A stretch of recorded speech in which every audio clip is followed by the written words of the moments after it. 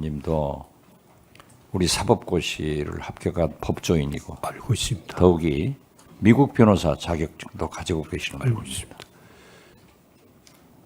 후보자께서 앞으로 의원님들이 질문할 때 조금 더 명확한 그러한 답변을 해주시기 다시 한번 요청합니다. 송구합니다. 네. 다음은 국민의힘 김대식 의원의 질문 차례입니다만은 역시 불참하고 있습니다. 다시 한번 이 자리를 빌려서 국민의힘 의원들이 꼭 참석해 달라고 촉구합니다. 그러면 존경하는 민병덕 의원님께서 질문하시겠습니다. 예, 마은혁 후보자님. 네, 저는 마은혁 후보자님의 살아온 삶에 대해서 매우 존경하고 있다라는 말씀을 드립니다. 그래서 평소의 생각을 솔직히 말씀해 주셔야 저희 국회가 국민을 대신해서 저희 국회가 마은혁 후보자님의 헌법재판관으로서의 자질이 있는지 없는지를 판단할 수 있습니다. 말씀을 안 하시면 판단이 어려워집니다.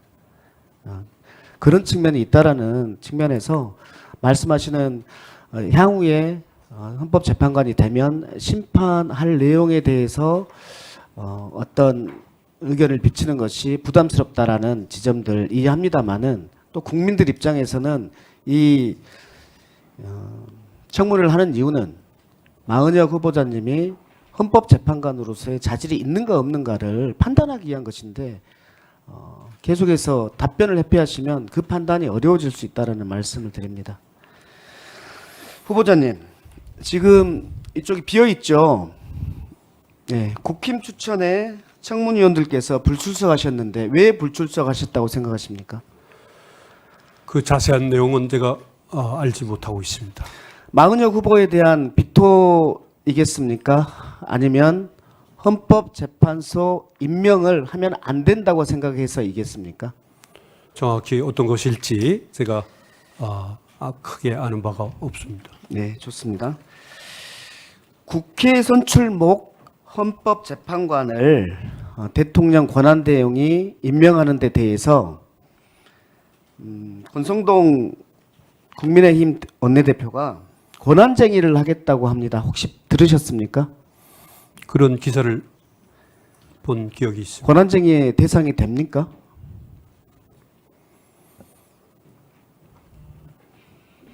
그게 저와 관련된 문제이기도 하고 또 좋습니다. 향후 권한쟁의의 대상이 되지도 않습니다. 법률적으로. 그러면 후보자에게 묻겠습니다. 헌법재판소에서는 임명 가능하다라고 밝혔습니다. 알고 계시죠? 그렇게 말씀하신 걸로 알고 있습니다. 네, 후보자의 생각도 동의하시죠? 대체로 저도 국회에서 적법한 절차를 거쳐서 선출을 한다면 대통령이나 대통령 권한 대행은 선출된 인물을 헌법재판관으로 임명하는 것이 적절하다고 생각을 하고 있습니다. 네, 좋습니다. 성공한 쿠데타는 처벌할 수 없다. 이 말씀 들어보셨죠? 네. 네, 어디서 나오는 말이었죠? 12.12 사건과 관련된 예, 검찰이 불기소 처분하면서 했던 말입니다. 네. 그렇죠? 그 광주 피해자들이 전두환을 고소했을 때 검찰이 불기소하면서 성공한 쿠데타는 처벌할 수 없다 이렇게 말했습니다. 그죠? 최근에 영화가 있었는데 서울의 봄이라는 영화 보셨습니까? 부분적으로 TV에서 예, 거기에 전두광, 네. 전두광 이렇게 말을 했습니다. 실패하면 반역, 성공하면 혁명 이렇게 말했습니다. 기억나십니까 혹시? 네.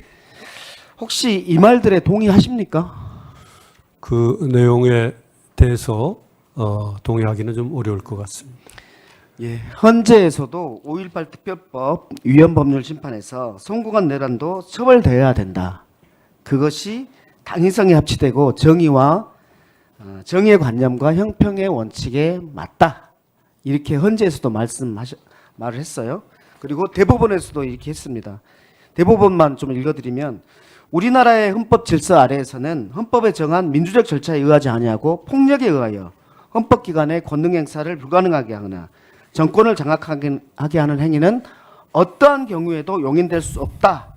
따라서 군사반란과 내란 행위는 처벌의 대상이 된다.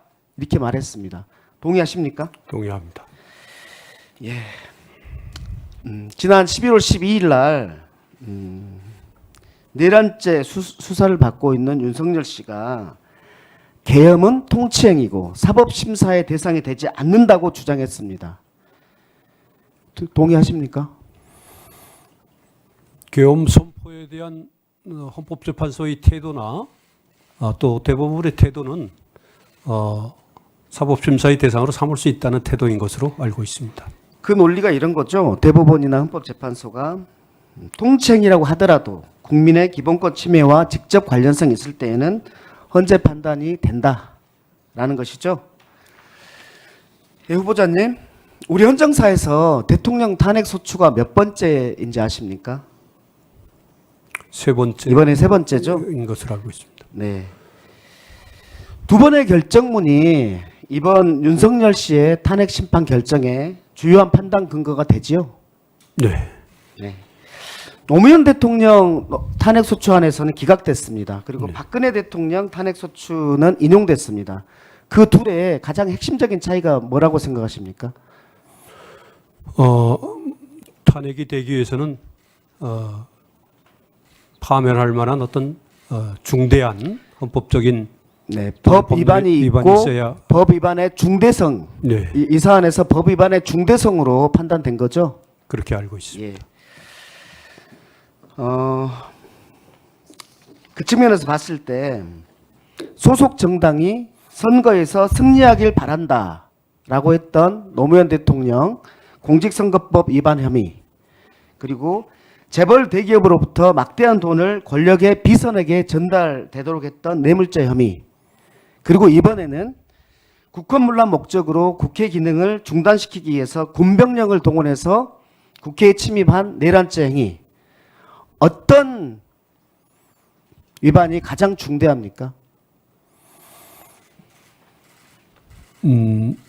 그 각 행위를 비교하기는 좀 어려움이 있습니다만은 그 행위와 관련된 어떤 법정형이라 할까요? 그런 것들을 비교해 본다면 내란죄의 법정형이 가장 중하다, 그렇게 볼 수 있겠습니다. 네, 네, 하세요. 알겠습니다. 예, 다 1분씩 더 쓰세요. 예, 고맙습니다.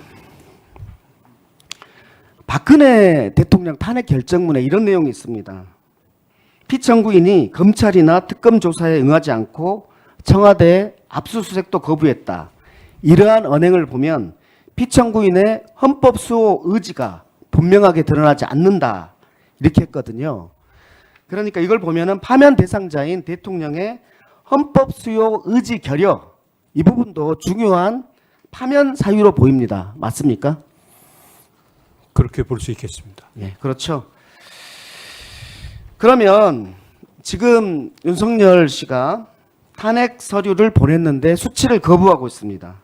국가수사본부에 소환 통보를 불응하고 있습니다. 그리고 법원에 의해서 발부한 영장에 의해서 행해지는 정당한 공무집행, 대통령실의 압수수색을 경호처가 거부하고 있습니다. 이 부분들을 윤석열의 헌법 수호 의지가 결여되었다라고 부르는데 후보자의 생각은? 1분 더 드리세요. 잠깐만, 이 부분 다시 읽을게요. 그러면 윤석열 대통령이 탄핵 서류의 수치를 거부하고 있고 국가수사본부에 소환 통보를 불응하고 있고 법원이 발부한 영장에 의한 정당한 공무집행인 대통령실 압수수색을 경호처가 거부하고 있는데, 이 부분이 피청구인 윤석열의 헌법수호 의지가 결여되어 있다고 보는데 어떻게 생각하십니까? 헌법수호 의지와 관련된 말씀해 주신 헌법재판소의 결정을 존중하고 있습니다. 다만 지금 말씀하신 구체적인 사안과 관련된 그것이 헌법수호 의지의 결여로 평가될 수 있느냐 그렇지 않느냐 하는 것은 결국 탄핵 심판에서 신중하게 검토돼야 할 그런 문제로 보입니다. 아까 말씀드린 그런 취지에서 구체적인 말씀 드리지 못하는 것을 널리 양해해 주십시오. 네, 추가 질의하겠습니다. 고생하셨습니다. 민병덕 의원님 수고하셨습니다.